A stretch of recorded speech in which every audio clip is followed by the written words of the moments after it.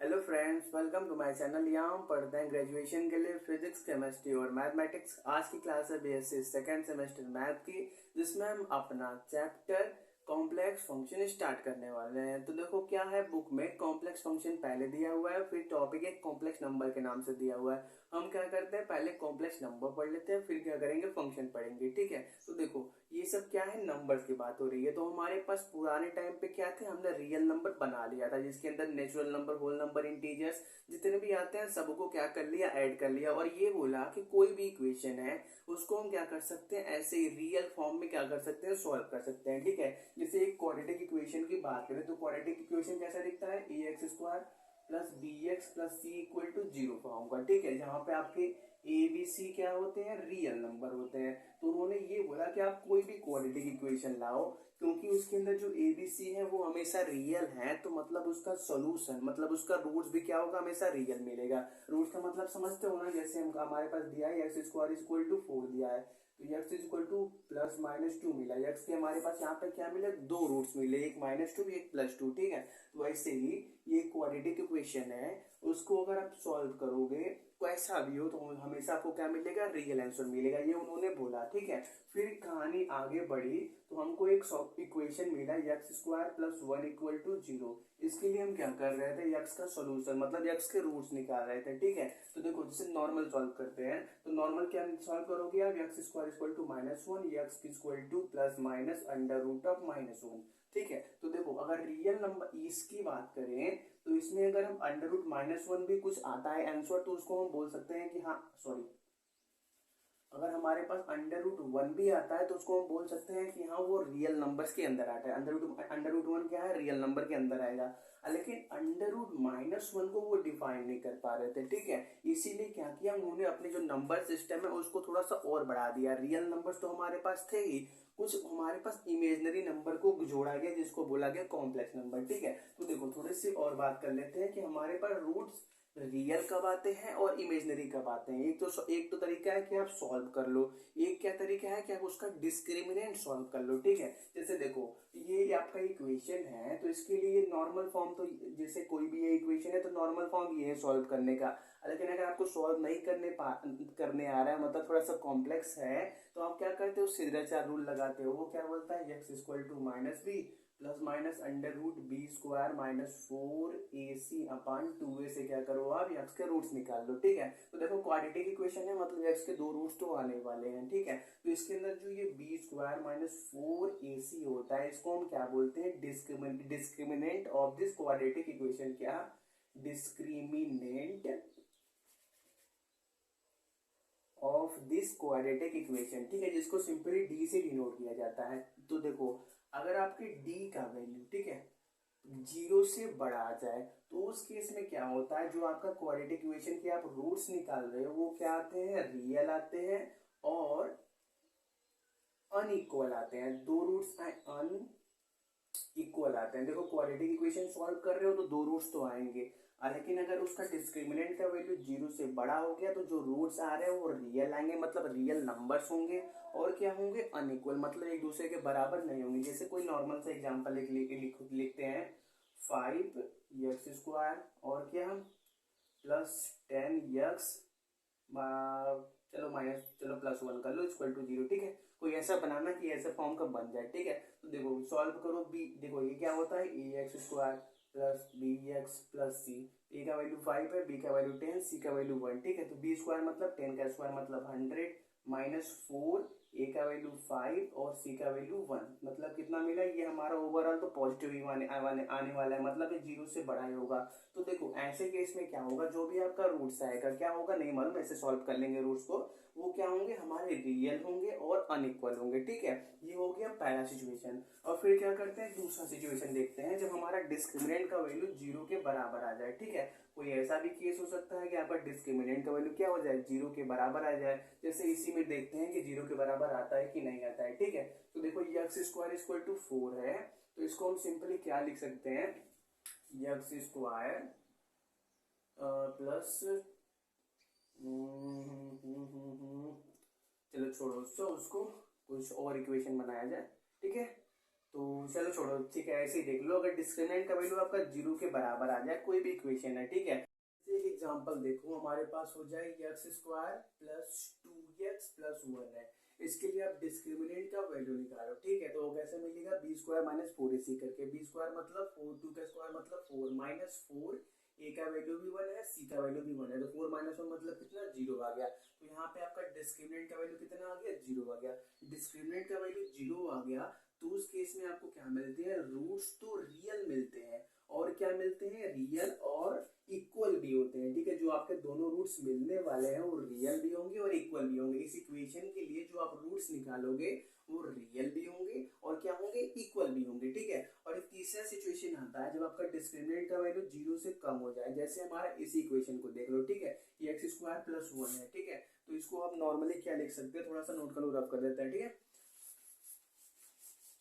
ये जो आपका एक्स स्क्वायर प्लस 1 है, इसको क्या लिख सकते हो, x square plus 0x plus 1 लिख सकते हो, ठीक है, इक्वल टू 0। यहाँ पे b का वैल्यू 0 कर दिया तो ओवरऑल क्या है, एक्स स्क्वायर प्लस 1 ही है।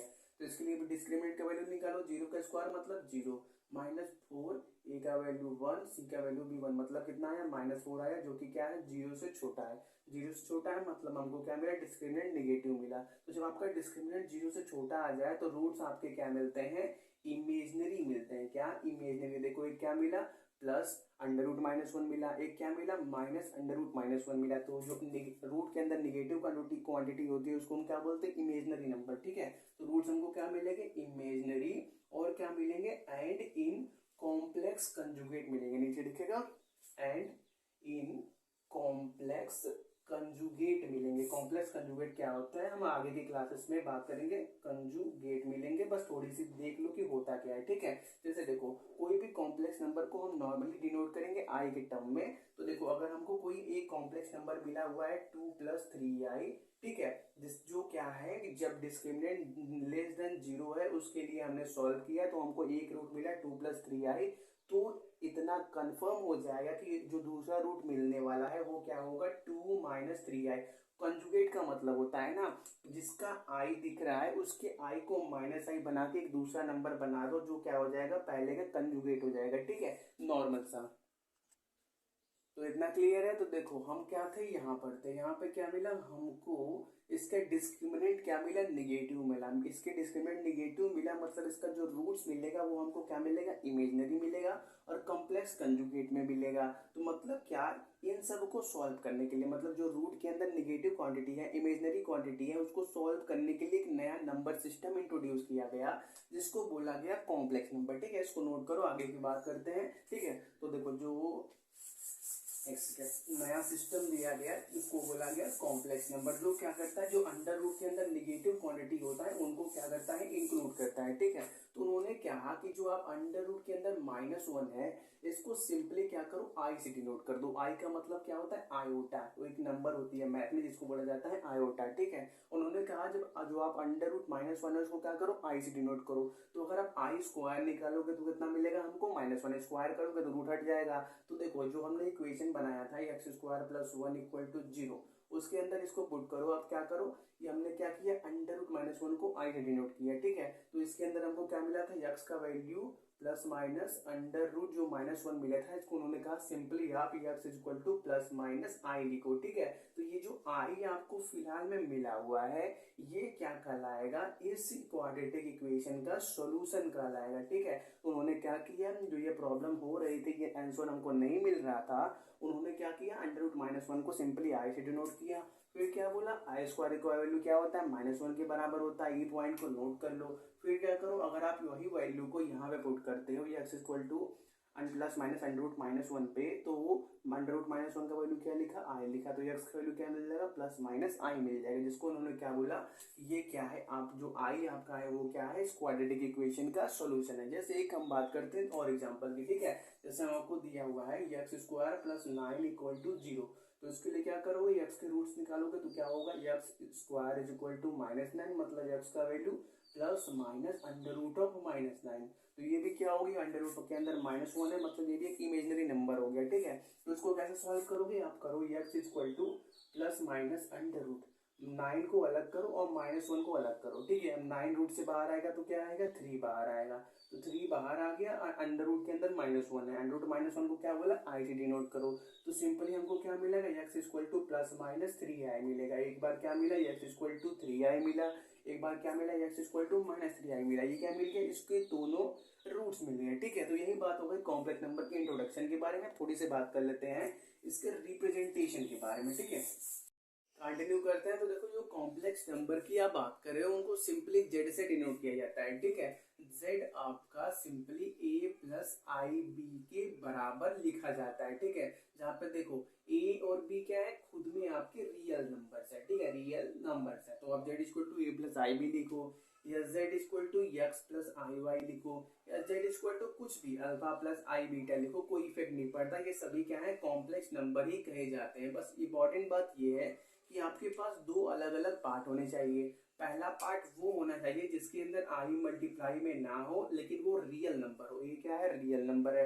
और दूसरा पार्ट वो होना चाहिए जो क्या रियल तो हो लेकिन उसके साथ क्या हो, कोई एक आई मतलब आयोटा क्या हो, मल्टीप्लाई में हो। तो जब ये दोनों मिल जाते हैं तो उनको क्या मिल जाता है, एक रियल नंबर मिल जाता है, सॉरी कॉम्प्लेक्स नंबर मिल जाता है, ठीक है। तो देखो कई बुक में ये जो ए प्लस आई बी है इसको सिंपली ए कॉमा बी से भी डिनोट किया जाता है, वो तो बुक की बात है, ठीक है। तो अब क्या करो, ए प्लस आई बी लिखो या ए कॉमा बी लिखो, कोई दिक्कत नहीं है, ठीक है। तो देखो जब ए और बी अलग अलग थे वो क्या है, रियल नंबर था, लेकिन जब वो ए प्लस आई बी के फॉर्म में आ गए तो वो क्या हो गए, कॉम्प्लेक्स नंबर के साथ हो गए। तो देखो जो कॉम्प्लेक्स नंबर के अंदर ए वाला पार्ट होता है, आगे वाला जिसके साथ आई मल्टीप्लाई में नहीं होता, उसको क्या बोला जाता है, real part of complex number, real part of complex number, जिसको सिंपली क्या आर ऑफ जेड से डिनोट किया जाता है। आर ऑफ जेड का मतलब real part of complex number, ठीक है। और ये जो दूसरा पार्ट है जिसके साथ आई मल्टीप्लाई में है उसको बोला जाता है imaginary part of complex number, imaginary part of that complex number बोला जाता है, जिसको सिंपली हम आई ऑफ जेड से डिनोट करते हैं। जैसे ठीक कुछ एग्जांपल की बात करें, जैसे हमारे पास दिया हुआ है 1 प्लस 2i, या √3 प्लस 5i, या 9 प्लस 7i, कुछ भी दिया हुआ है तो ये सभी क्या होंगे, कॉम्प्लेक्स नंबर के अंदर आएंगे। अगर इनके अंदर हम इमेजनरी पार्ट ऑफ जेड की बात करें तो इसके लिए इमेजनरी पार्ट ऑफ जेड कितना होगा, 2 होगा, इसके लिए कितना होगा, 5 होगा, इसके लिए क्या होगा, 7 होगा।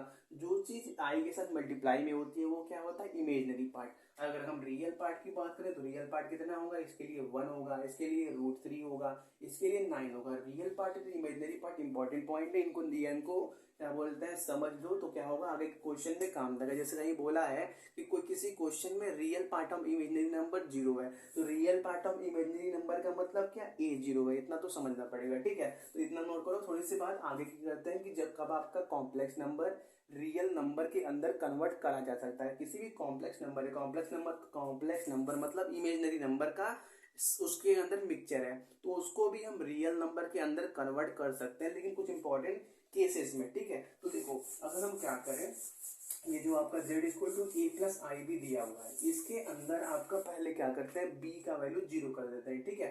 पहला केस बनाओ जब आपका b का वैल्यू 0 हो जाए। जैसे एग्जांपल की बात करें, हमको दिया हुआ है 5 दिया हुआ है, ठीक है। तो 5 को आप क्या लिख सकते हो, z इक्वल टू 5 प्लस 0 आएगा, यहाँ पे b क्या है, 0 है।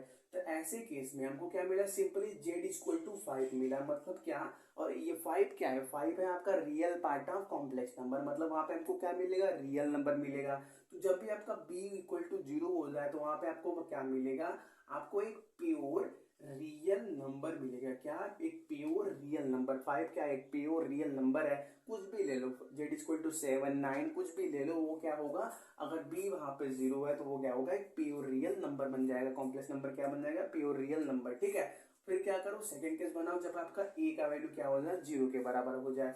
जब a का वैल्यू 0 के बराबर हो जाएगा मतलब real part of complex number 0 के बराबर हो गया, मतलब सिंपली हमको क्या मिलेगा, z इक्वल टू आई भी मिलेगा। जैसे एग्जांपल कोई भी देखो, एक z इक्वल टू लिखा हुआ है 5i लिखा हुआ है, तो इसको आप क्या लिख सकते हो, 0 प्लस 5i, a का वैल्यू 0, मतलब सिंपली हमको क्या मिला, z इक्वल टू 5i। तो 5 के साथ i, 5 क्या है आपका इमेजनरी नंबर है, ठीक है। तो जब आपको क्या मिले, z equal to simply I B मिले, मतलब जहाँ पे a का वैल्यू 0 हो तो आपको क्या मिलेगा, आपको एक प्योर इमेजनरी नंबर मिलेगा। क्या है? प्योर इमेजनरी नंबर मिलेगा। जहाँ पे क्या है, रियल नंबर जीरो है, तो मतलब ये बचा हुआ है क्या है, एक प्योर इमेजनरी नंबर है। रियल पार्ट जीरो हो गया, मतलब क्या मिला, सिर्फ इमेजनरी पार्ट बचा। इमेजनरी पार्ट का मतलब इमेजनरी नंबर मिलेगा, ठीक है। और एक थर्ड केस होता है जिसके अंदर आपका बी जीरो के बराबर ना हो, ठीक है। जब भी आपका बी जीरो के बराबर नहीं होगा, उस केस में सिंपली आपको एक इमेजनरी नंबर मिलेगा। बी का वैल्यू जीरो के बराबर नहीं होगा, ए का वैल्यू जीरो के बराबर नहीं होगा, तो आपको क्या मिलेगा, simply Z equal to A plus I B के फॉर्म का कोई एक कॉम्प्लेक्स नंबर मिल जाएगा, जिसको हम क्या बोलते हैं, सिंपली इमेजनरी नंबर बोलते हैं, ठीक है। तो जैसे एक बात बताओ, ये तीनों पॉइंट क्लियर है। बी का वैल्यू जीरो, प्योर रियल। ए का वैल्यू जीरो, तो प्योर इमेजनरी। बी का वैल्यू जीरो के बराबर नहीं, तो सिर्फ इमेजनरी। तो अगर हम क्वेश्चन में कि जीरो क्या है, जीरो आपका प्योर रियल है, प्योर इमेजनरी है या इमेजनरी नंबर है, ये बताओ, ठीक है। What about zero, what about zero, zero क्या है इसके बारे में बताओ। जीरो आपका इन तीनों में से कौन सा सिचुएशन फॉलो करता है, तो देखो जीरो की बात करते हैं, ठीक है। तो देखो इसके लिए हम बात करते हैं, तो हम यहाँ पे क्या लिख सकते हैं, b इक्वल टू जीरो बनाना है, तो हम सिंपली जीरो को अपना जीरो प्लस जीरो आई के बराबर लिख सकते हैं। कोई भी एक कॉम्प्लेक्स नंबर है जो क्या जीरो प्लस जीरो आई के फॉर्म में लिखा हुआ है, मतलब ओवरऑल वो जीरो ही लिखा हुआ है, तो ये क्या है, जीरो की बात चल रही है।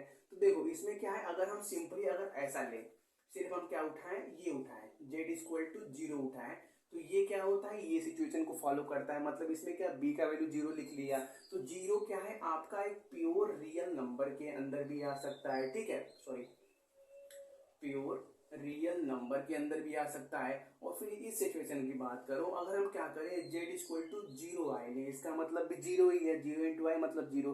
तो ऐसे सिचुएशन में आपका जीरो क्या बन जाएगा, एक प्योर इमेजनरी नंबर बन जाएगा, ठीक है। क्या बन जाएगा, प्योर इमेजनरी नंबर बन जाएगा। मतलब क्या, हमारा जो जीरो है वो प्योर रियल भी है और प्योर इमेजनरी भी है। लेकिन अगर इस सिचुएशन की बात करो, तो इसमें क्या है, बी जीरो के बराबर नहीं होना चाहिए, मतलब ये आपका जीरो के बराबर नहीं होना चाहिए। लेकिन यहाँ पे क्या है, जीरो के बराबर है, मतलब ये सिचुएशन क्या करेगा, जीरो फुलफिल नहीं करेगा। मतलब क्या, जीरो आपका इमेजनरी नंबर नहीं है। तो दो बार पता चला, जेड आप जीरो आपका प्योर रियल नंबर भी हो सकता है, जब आपको क्या simply Z equal to zero के फॉर्म में दिया हो, या आप लिख दो, ठीक है।